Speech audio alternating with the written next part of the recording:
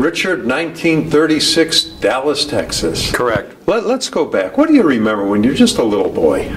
Well, I know that was North Dallas at the time, and it was on Lemon Avenue, and it goes through Oak Lawn, and it was a residential street, and I think my house was somewhere around Wycliffe, which is a Wendy's hamburger shop right now, and it was just a lot of houses around there. My dad had a bakery on the corner of Wycliffe and Lemon Avenue, and we used to walk to work, you know, and I'd go down there and help him and everything, and it was just really a nice neighborhood. There was a streetcar Throckmorton line that went right to Douglas, and we could go downtown because everything was downtown at the time. All the department stores, the movie theaters, all the restaurants, everything was downtown. Now, you were just a little boy when you'd work in the bakery? Well, that's what they call child care. Yeah. And it's you'll find that in family businesses. Yeah. They bring their children in and they care for them on premise, and then as they get old enough, they have them bussing tables and cleaning the floor and doing things like that. Yeah, but I bet you loved going in with your dad. Well, of course, you know. It was when I got older that I had other things to do besides go in. Right. Now, do you remember your grandparents at all? Not really, because they were older at the time and they lived out on a farm. And my parents, because they both were working in the bakery, that's where the term farmed out comes in. Yeah. They farmed me out somewhere around the middle of June, and then they'd pick me up somewhere in the latter part of August. And then I'd help my grandparents out there, but that was my mother's mother and father.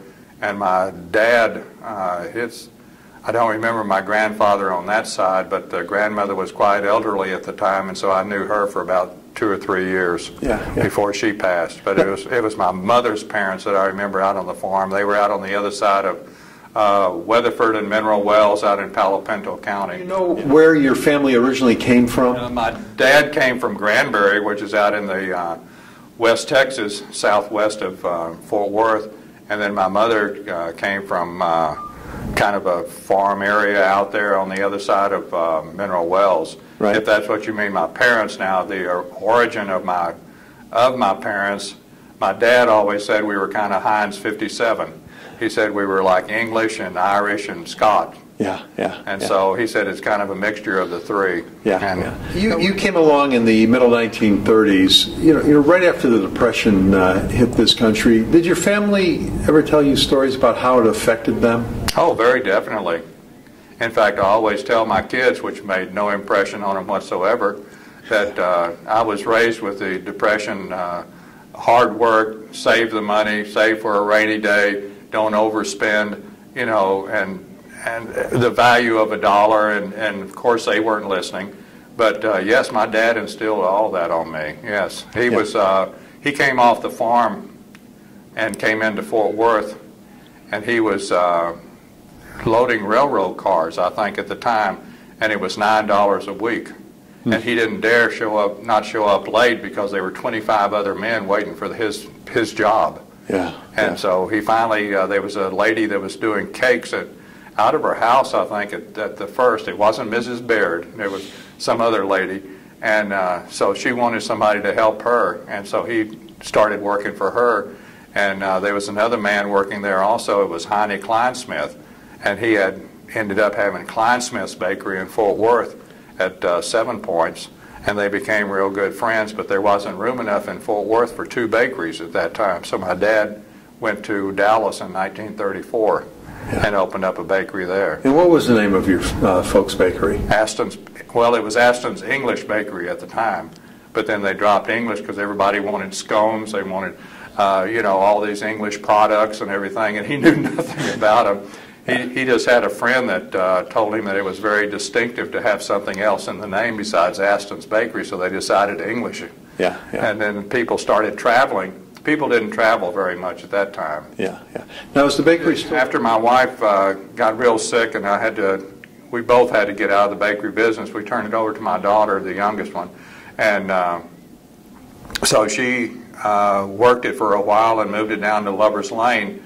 But then the rent went up and the rent went up, so she decided she'd move everything out and get into another location. Well, there wasn't another location, but she'd already given up that one, so that was just last year. And So, I think she doesn't have any location now, so it's been out for, probably about 6 or 8 months right now. now, where did you go to high school? Highland Park. Okay, what was high school life like? Not very much fun.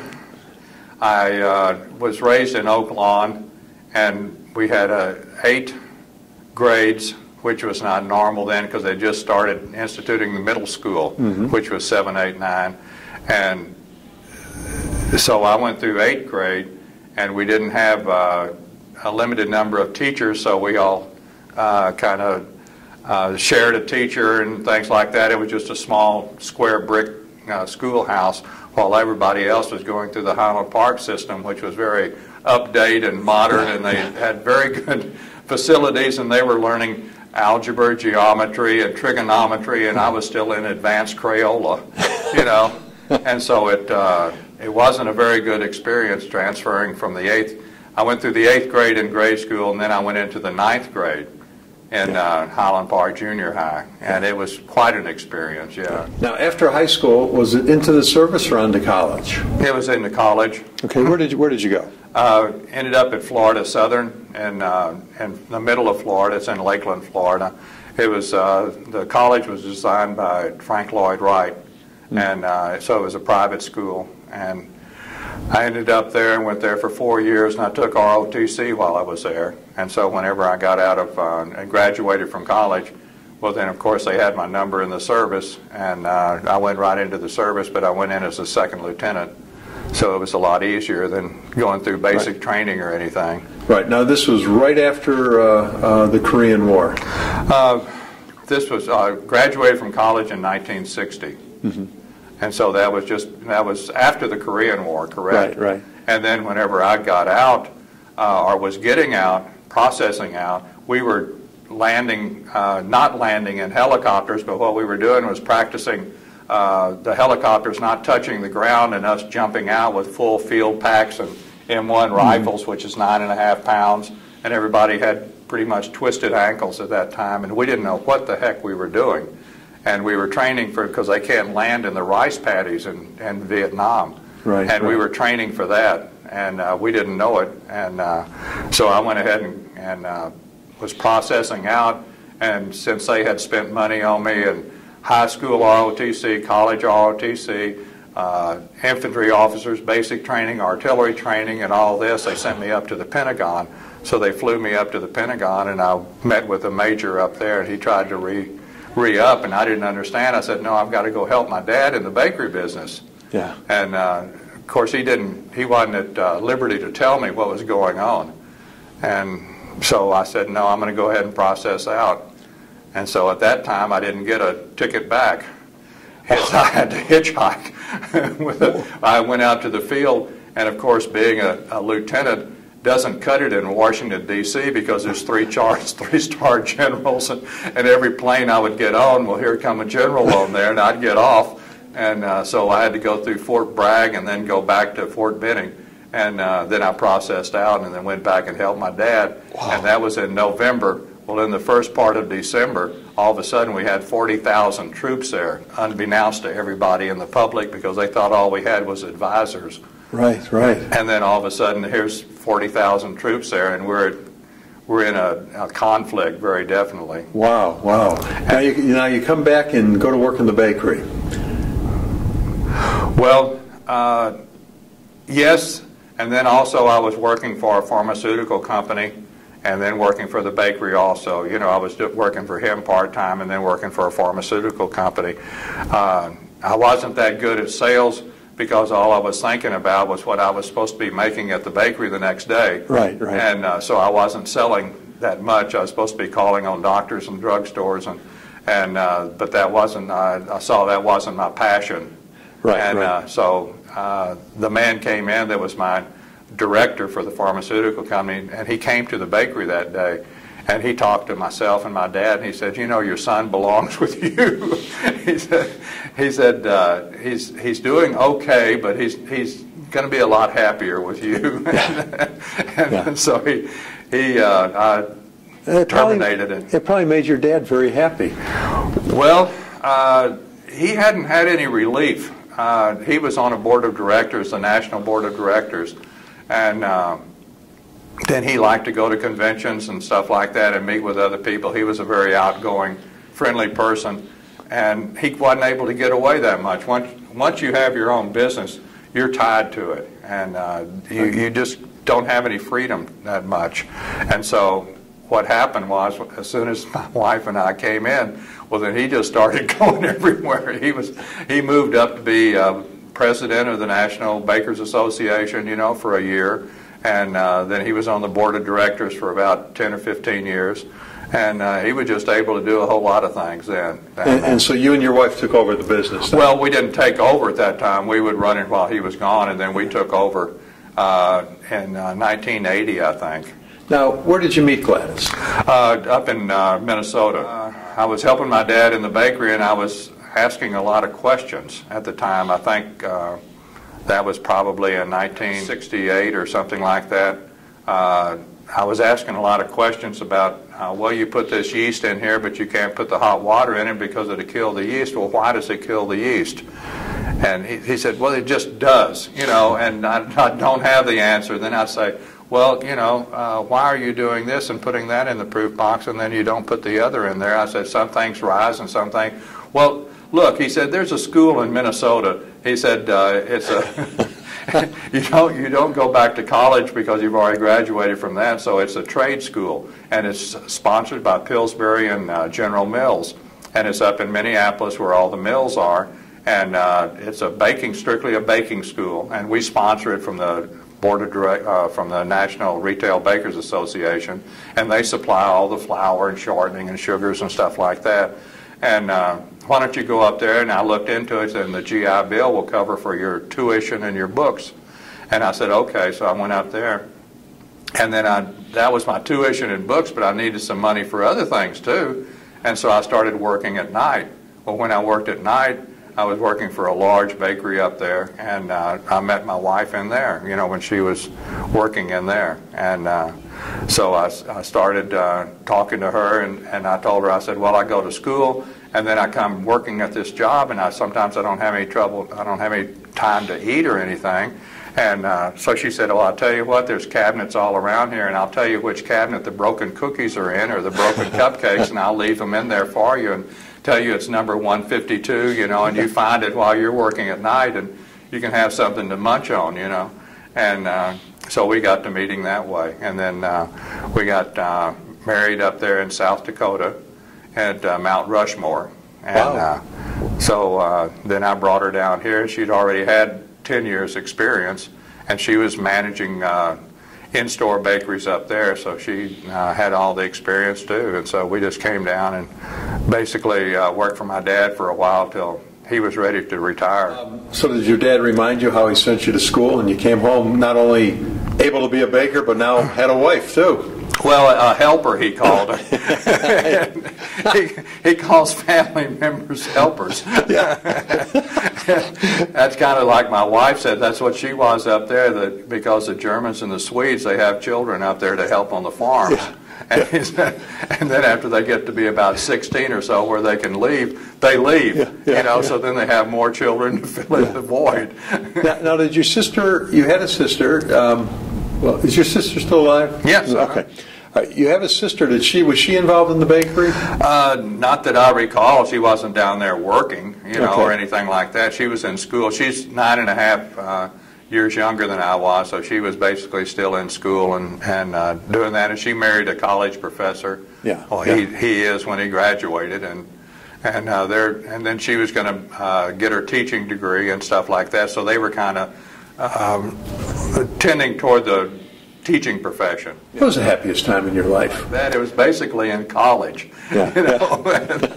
And I don't know whether we should really go into that or not. Was there an invention in your lifetime that came along, and possibly something in the industry you worked in, but was there something that came along that you said, wow, how do we ever get along without that?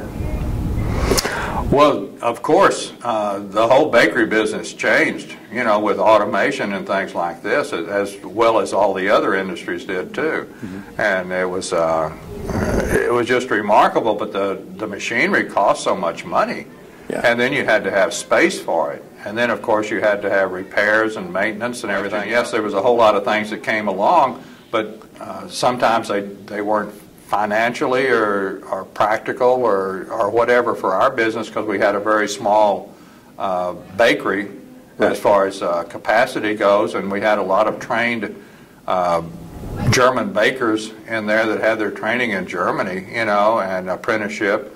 And so I could really turn out quality products just about as fast as the machines could, you know, with my people that I had in there at the time. Yeah. I had some of the best bakers, and, well, I say it was my dad had most of them, you know, and then I filled in the void after that with the ones that I got. I got a lot of, I belonged to a Dallas and Southwest Regional Bakers Association, and so I got to meet a lot of bakers, and then whenever they retired, I would approach them and ask them if they'd be interested in maybe 3 days work or 2 days work. And so what I did, instead of hiring kids in there and have to train them, and you know, they have no experience whatsoever, I would get bakers that just wanted to work two days or 3 days, and then I would fill in the slots, and all I'd have to do is just give them the list of products that I needed, and they'd turn it out, you know. And it was just, I was really very fortunate to meet all those people. Tell us about meeting your first wife. First wife was in college. Okay. And she was locally in the town where the college was, and so a friend of mine, we went on a double date, and she was the other lady in the date, and so I got to know her. Well, my roommate at the time was from Chicago, and he used to go out skiing and all this. Of course, skiing was completely foreign to me. Water skiing was completely foreign to me, coming from Dallas, because we had not that many lakes around here or anything, and if they were, they were man-made.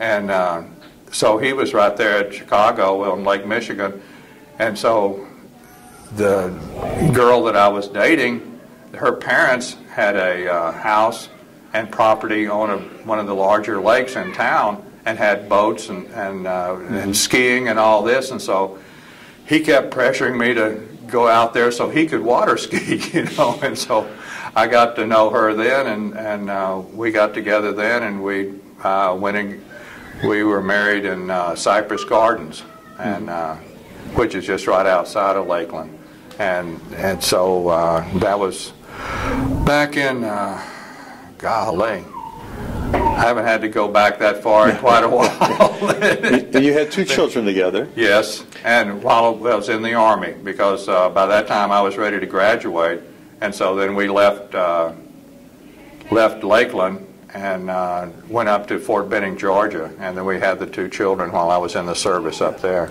And then you and Gladys had a 5-year-old when you had met. Correct. Already.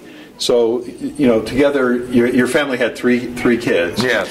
Did anybody work in the bakery? Anybody a helper in the bakery? Yes, my son did. Steve. That's why I was in Minnesota, and that was in 69, 70, 71. He was working in the bakery, and then, of course, he had gone to college and came out with an accounting degree, and then he was going down to Aston and take his CPA. And so he was just kind of working there, oh gosh, for 3 or 4 years, I guess, you know, just until he finally landed what he really wanted. And so then he went on into working for a large firm in their bookkeeping department and as an accountant. And now he's in like setting up hospital computers that interconnect with each other, and so the hospitals can transfer information back and forth, and he goes and helps them set up the systems. Right. And then your daughter? She was a legal secretary downtown. She advanced pretty well because she was with the company for a while. That's Vicki. And so she had some ladies under her at the time, and then she got married and she started having children, and then she started becoming a housewife after that. And then your third daughter? The third daughter, well, she grew up in the bakery because she was living with Gladys and I, and so she was pretty much raised in the bakery, and she took it over whenever my wife went down and got real sick, and we had to pull out, so she took it over at that time and started working at the bakery, and then she moved it down to Lover's Lane and opened up there, you know. And what's her name? Mary. Okay. Now, in your lifetime, you've lived through so many momentous occasions: the Korean War and the Vietnam War, President Kennedy assassination, something good, the moon landing in '69, the tragedy of 9/11. Was there something on the national scene that really stood out and affected you, and you knew exactly where you were when it happened? Well, see, that's your generation. My generation, I was affected by World War II. And so that's when we were going to the movies, and that's where you received your news at that time. They had newsreels at the movies. There wasn't television. There wasn't any other way or media to get it. And so that is what is really vivid in my mind, is all the war scenes and the correspondence and how they would record and tell the news in between your features. You know, when you went to a movie for a quarter, and that included your popcorn and your drink, because it was 9 cents to get in. Wow. And but you had to earn it. You had to go around and collect Coke bottles for 2 cents and then turn them into the 7-Eleven or something and get 2 cents, or mow a lawn or something like that. And that really impressed me, because then we would go to the Army surplus store and try to get the combat belts and the canteens and, you know, and the little helmet liners and stuff like that, and I remember all those scenes and things of the war, really, and the development of the airplanes and the you know, the bombing, the invasions and stuff like that. The other things, I was either busy with the family or busy trying to pursue a job, or you know, doing my career or whatever, that didn't really make an impression, and it wasn't really that long. Right. Say the assassination, I was actually, you know, in Texas at the time, President Kennedy, and then of the different events that you say, but they were just say a short event, where that World War II was over a long, my whole life as I'm learning. Right, right. And that's when, as a child of 9, 10, 11, I mean, that's when you're really developing your, you know, capacity to remember things and learning things, and it went on for, you know, quite a while. Richard, tell us about your involvement with the Jewish community. The Jewish community, my dad was had a bakery, and we were kosher for a while, and so we dealt with a lot of the caterers that catered to Temple Emanu-El, Shearith Israel, Tiferet Israel, and I would deliver. I thought that was my car, but it was the delivery wagon, you know. But he told me, you know, that, oh, that's your car, but just on Saturday, you know, so you can deliver up there. Yeah.